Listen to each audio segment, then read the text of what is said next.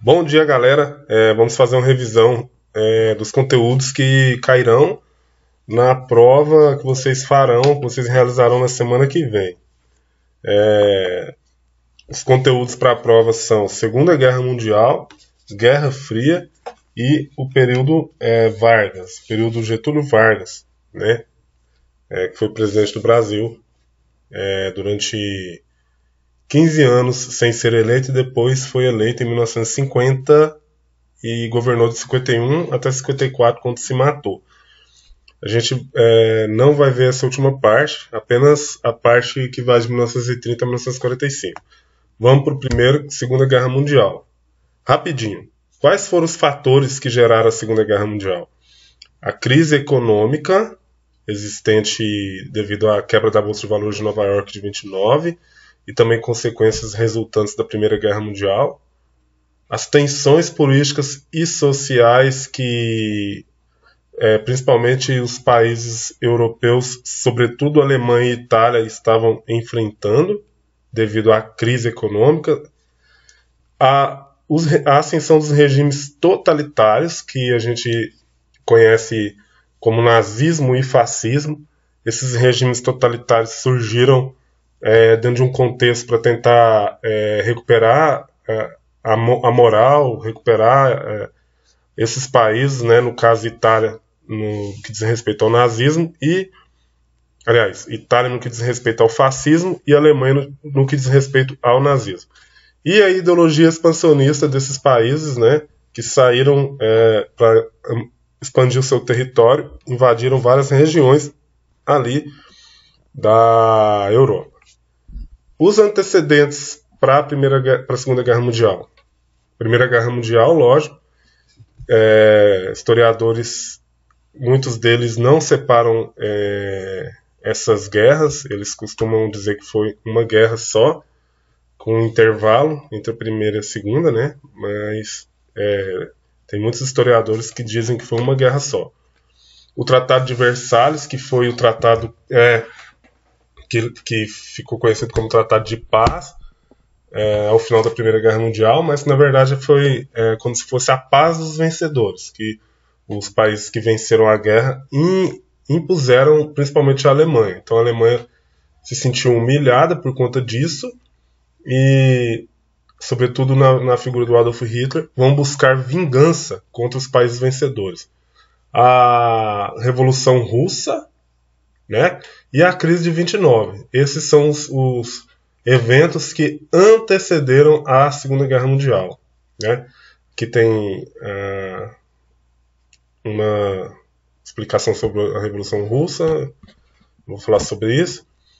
O expansionismo alemão também contribuiu para a Segunda Guerra Mundial, né?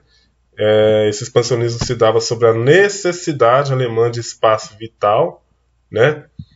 E ele começa ali com a anexação da Áustria, quando os alemães, o Adolf Hitler, anexa a Áustria, né, aquele discurso de a Áustria ter várias pessoas ser de origem germânica, né, e também por essa questão de precisar de espaço vital, né, para que a sua civilização crescesse. Bom, dentro do contexto que antecede a Segunda Guerra Mundial, a gente também tem a política do apaziguamento. O que foi a política do apaziguamento? Em 1938, França, Inglaterra e Alemanha se reúnem em Munique, né, isso fica conhecido como Conferência de Munique, aonde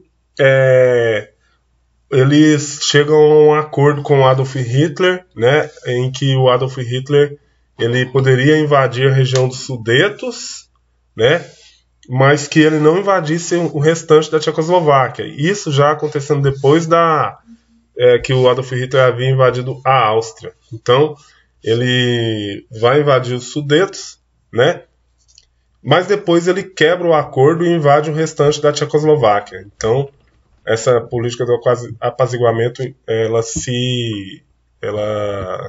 fracassa, né? Qual que era o objetivo da política do apaziguamento?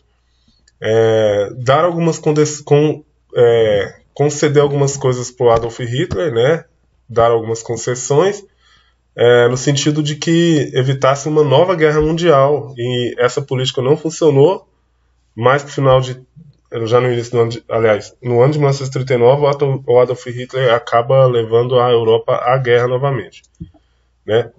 Bom, os alemães, eles praticavam o antissemitismo, né? Então eles perseguiam os judeus e eles se baseavam nisso numa teoria de conspiração judaica, né?